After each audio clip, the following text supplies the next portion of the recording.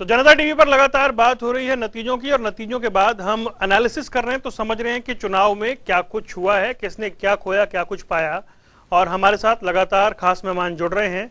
हमारे साथ अब जुड़ गए हैं हरियाणा भारतीय जनता पार्टी के प्रदेश अध्यक्ष ओम प्रकाश धनखड़ जी। धनखड़ साहब, बहुत बहुत स्वागत है आपका जनता टीवी पर।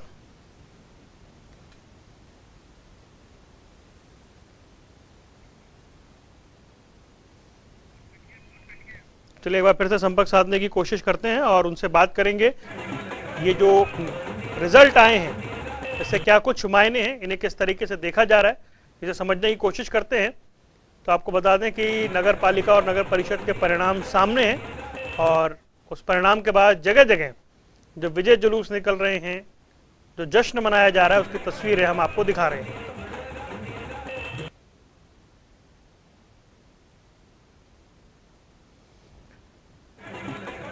तो तस्वीर आप टीवी स्क्रीन पर देख रहे हैं। नगर निकाय के नतीजे घोषित हो गए हैं। हरियाणा के 18 नगर परिषद में से 10 पर बीजेपी, 1 पर जेजेपी, यानी 11 सीटें गठबंधन के खाते में गई हैं।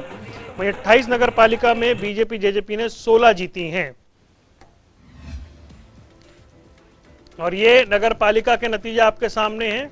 आप देख सकते हैं एलनाबाद, रानिया, सढौरा, उचाना, राजौंद, इस्माइलाबाद, जहां पर इस तरीके से जीत दर्ज हुई है।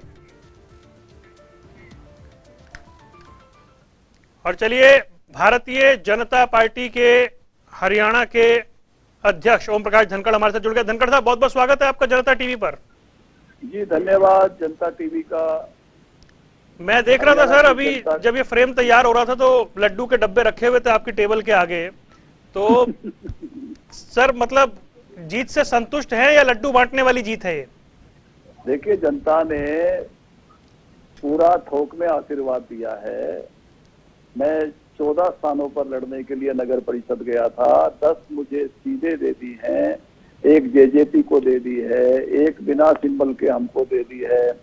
और इसी तरह से नगर परिषद में भी 13 स्थानों पर हमको सिंबल पर विजय बना दिया, जनता ने आशीर्वाद दिया।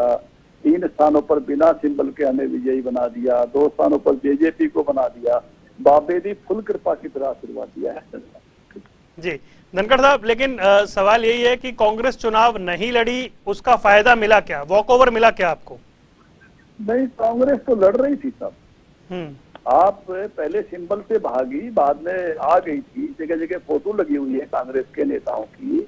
वोट मांग रहे थे कांग्रेसी नेता, रणदीप सुरजेवाला वोट मांग रहे थे, दीपेंद्र सिंह वोट मांग रहे थे, सब जगह जा रहे थे। किरण जी वोट मांग रही थी। हर जगह कांग्रेस की उपस्थिति आपको दिखाई दी होगी। चुनाव प्रचार में आपने दिखाई भी हो गई। वो पराजित हो गए, ये अलग विषय है, इसलिए पूरी तरह से पराजित हुए हैं। कोई एक स्थान पर उनका कांग्रेस समर्थी उम्मीदवार की मैंने सूचना मिली है, नहीं तो सब स्थानों पर कांग्रेस पराजित हो गई है, हार गई जी।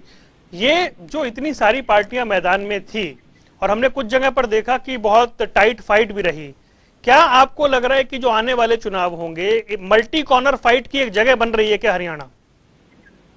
देखिए, नगर निकाय के चुनाव में तो आप ये कह सकते हो कि बहुत सारे लोग नगर निकाय में अपने अपने उसके हिसाब से, इलाका है, शहर का कोई एक ग्रुप है, उस नाते से भी उठते हैं। अपना अपना एक स्वभाव रहता है कि हमारे ठोड़े में से, हमारे मोहल्ले में से, हमारे पाने में से, हमारे इन वार्डों से जरूर उठता है। तो ये चुनाव हमेशा मल्टी कॉर्नर होते हैं। बड़े चुनाव में इस प्रकार के इतने मल्टी कॉर्नर होंगे, ये आगे देखने वाली बात है। क्योंकि सर जैसे घरौंडा में आम आदमी पार्टी 31 वोट पीछे रही बीजेपी से, मतलब, और पेहोवा में 55 वोट से वो हारी है। भिवानी में भी वो 14,000 के आसपास वोट ले गए हैं। क्या वो अपनी जगह बना रहे हैं धीरे धीरे हरियाणा में?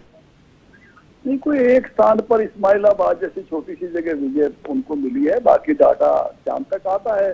46 स्थानों में से वो कितना कुछ वोट ले पाए हैं, तो मुझे लगता नहीं कि कोई पैर पसारने की कोशिश कर रहे थे, लेकिन वो कर ही रहे थे। कुछ जो उसका असर दिखाई दिया। धनखड़ साहब, भारतीय जनता पार्टी की इस जीत की वजह क्या रही है? आपका आकलन प्रदेश अध्यक्ष होने के नाते क्या कुछ कहता है? आपका काडर एक्टिव था या सरकार की नीतियां, क्या कुछ काम कर गया? सबसे पहले तो मैं अपने कैडर को, अपने कार्यकर्ताओं को, जो उन्होंने पसीना बहाया है, जो मेहनत की है, उसका परिणाम है। जनता का आशीर्वाद तो हमें मिला ही, लेकिन हमारे कार्यकर्ताओं ने महीनों पहले ये काम शुरू किया था। आपको ध्यान होगा, मूलचंद जी के नेतृत्व में हमने एक कमेटी बनाई थी। हर हमने चुनाव के लिए बड़े कदावर नेताओं को प्रभारी लगाया था, हमने नीचे तक के अपने त्रिदेव सम्मेलन किए थे, हमारे सब मंत्री तक हमने दौड़ाए थे प्रचार करने के लिए। मैं भी स्वयं गया था, प्री इलेक्शन भी हम गए थे और इलेक्शन के बीच में भी गए थे, तो बहुत मेहनत के साथ सबने काम किया है।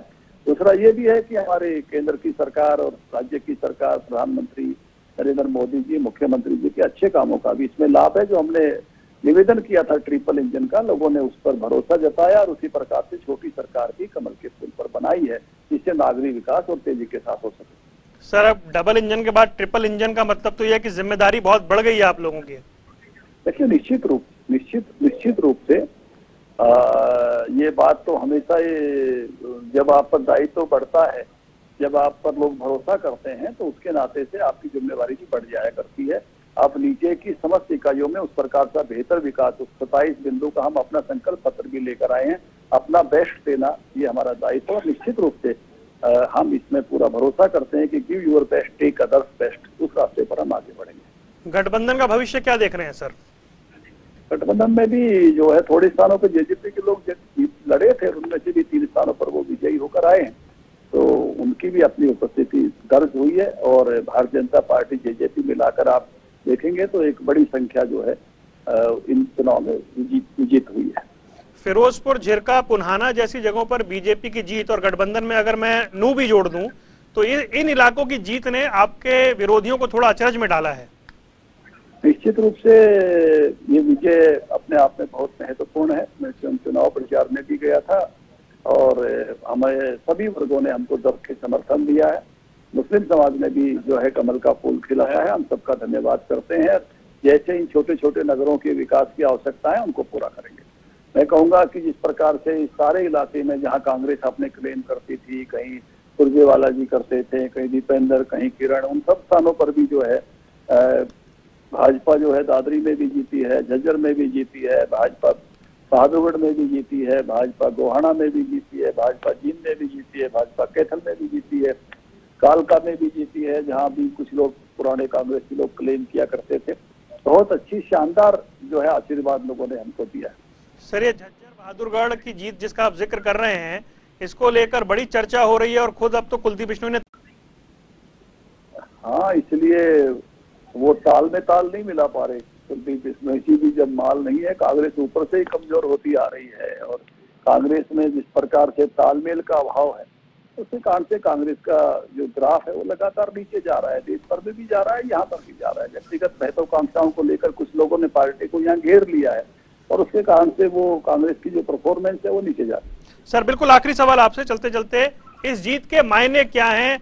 एक संगठन के व्यक्ति होने के नाते मैं आपसे समझना चाहता हूँ।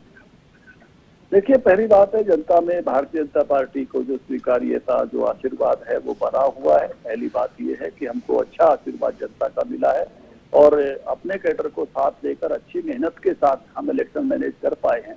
तो दूसरा मैसेज है। तीसरा मैसेज है कि केंद्र राज्य सरकार की नीतियां और नेतृत्व पर लोग भरोसा कर रहे हैं। बहुत बहुत शुक्रिया ओपी धनखड़ जी और बहुत बहुत बधाई आपको इन नतीजों पर। धन्यवाद आपको, नमस्कार।